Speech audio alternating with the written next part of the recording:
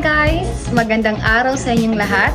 Ako nga pala si Krisha, isang college student taking Bachelor of Secondary Education, major in English. Sa video na ito, pag-uusapan natin ang panitikan, kung ano ito para sa akin, paano ko ito naiintindihan bilang estudyante, at kung paano ito nakakatulong sa pag-uunawa sa sarili at sa lipunan. Parang mini vlog lang ito, kaya relax lang kayo. Soon, babalikan ko itong video na ito at titingnan ko kung gaano na ako kalayo bilang future teacher. So, let's start! So, ang kauna-unahang katanungan ay ano ang panitikan para sa iyo at paano mo ito ipapaliwanag sa ordinaryong bata o mamamayan? Para sa akin, ang panitikan ay kwento ng buhay ng tao. Mga karanasan, damdamin, pangarap at problema na isinasalaysay sa pamamagitan ng salita. Kung ipapaliwanag ko man ito sa isang ordinaryong mamamayan o isang bata, sasabihin ko na ang panitikan ay parang salamin. Dito natin nakikita ang sarili natin at ang mundo sa paligid natin. Halimbawa, kapag ikaw nagbabasa tayo ng kwento o tula, parang may kausap tayong kaibigan na nagbabahagi ng kanyang karanasan. Kaya hindi lang ito basta aralin, kundi bahagi ng ating araw-araw na buhay. So, ang pangalawang katanungan naman ay, ano naman ang panitikang Filipino para sa akin o para sa iyo bilang mag-aaral sa kolehiyo? So, bilang isang college student, ang panitikang Filipino para sa akin ay buses ng mga Pilipino. Dito ko mas nauunawaan ang kultura, paniniwala, at pakikibaka ng ating mga ninuno hanggang sa kasalukuyan.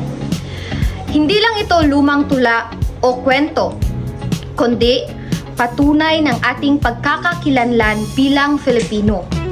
Sa panitikang Filipino, mas nagiging mulat ako sa mga isyong panlipunan at sa responsibilidad ko bilang isang mamamayan at bilang future teacher. At ngayon, dadako naman tayo ngayon sa ikatlong katanungan.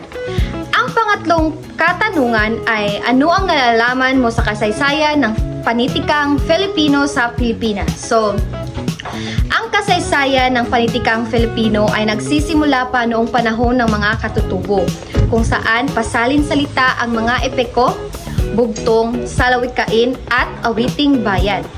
Dumaan ito sa panahon ng Kastila, kung saan ginagamit ang panitikan bilang kasangkapan ng mga relihiyon. Sumunod ang panahon ng Amerikano, kung saan naiimpluwensyahan tayo ng Ingles. At ang panahon ng Hapon, kung saan umusbong ang makabayang panitikan. Sa legal na batayan naman, mahalaga ang 1987 Philippine Constitution na nagsasaad ng pagpapahalaga at pagpapaunlad ng wikang Filipino at panitikan bilang bahagi ng pambansang identidad. Ngayon, nandito naman tayo sa pang-apat na katanungan. Ang ika-apat na katanungan ay, anong panitikan o panitikang Filipino ang nagustuhan mo mula elementarya hanggang kolehiyo? Mula elementarya hanggang kolehiyo, isa sa pinaka nagustuhan kong panitikan ay ang mga maikling kwento at tula. Tumatak sa akin ang mga akda ni Jose Rizal, lalo na ang Noleme Tangere, dahil ipinakita nito ang tunay na kalagayan ng lipunan noon na hanggang ngayon ay may koneksyon pa rin. Nagustuhan ko rin ang mga tula ni Francisco Balagtas at mga modernong akda, dahil simple pero malalim ang mga mensahe.